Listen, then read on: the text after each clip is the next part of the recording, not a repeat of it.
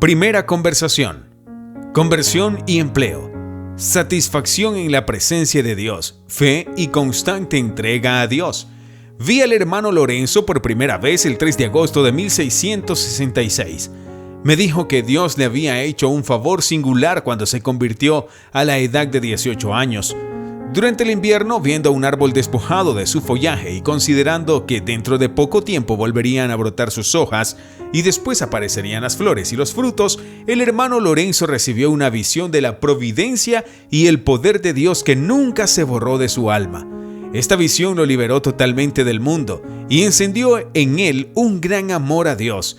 Tan grande fue ese amor que no podía afirmar que hubiera aumentado en los 40 años transcurridos desde entonces. El hermano Lorenzo dijo que había servido a M. Fieubert, el tesorero, pero con tanta torpeza que rompía todo. Deseaba ser recibido en un monasterio pensando que allí podría cambiar su torpeza y las faltas que había cometido por una vida más despierta. Allí ofrecería la vida y sus placeres como un sacrificio a Dios. Pero Dios le había desilusionado, porque lo único que había encontrado en ese estado era satisfacción. Deberíamos afirmar nuestra vida en realidad de la presencia de Dios, conversando continuamente con Él.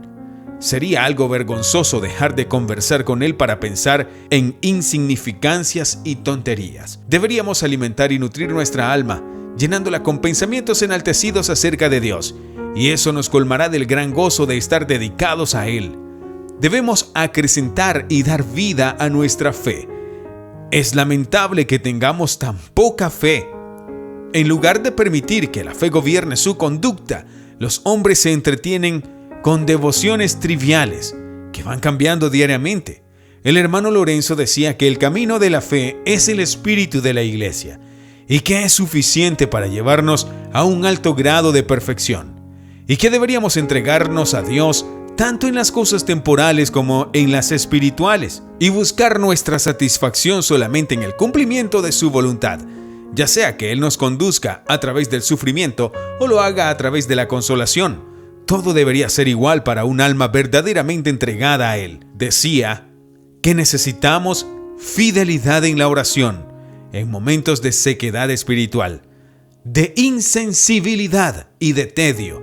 Estas cosas por medio de las cuales Dios prueba nuestro amor a Él. Esos momentos son propicios para que hagamos buenos y eficaces actos de entrega, actos que uno debería repetir frecuentemente para facilitar nuestro progreso espiritual. Decía que aunque diariamente oía acerca de las miserias y los pecados que hay en el mundo, él estaba muy lejos de sorprenderse de ellos, que, por el contrario, estaba sorprendido de que no hubiera más maldad, considerando las iniquidades de que eran capaces los pecadores. Él, por su parte, oraba por ellos, pero sabiendo que Dios podía remediar el daño que ellos hacían cuando a Él le diera placer hacerlo. Él no se dejaba vencer por preocupaciones como esta.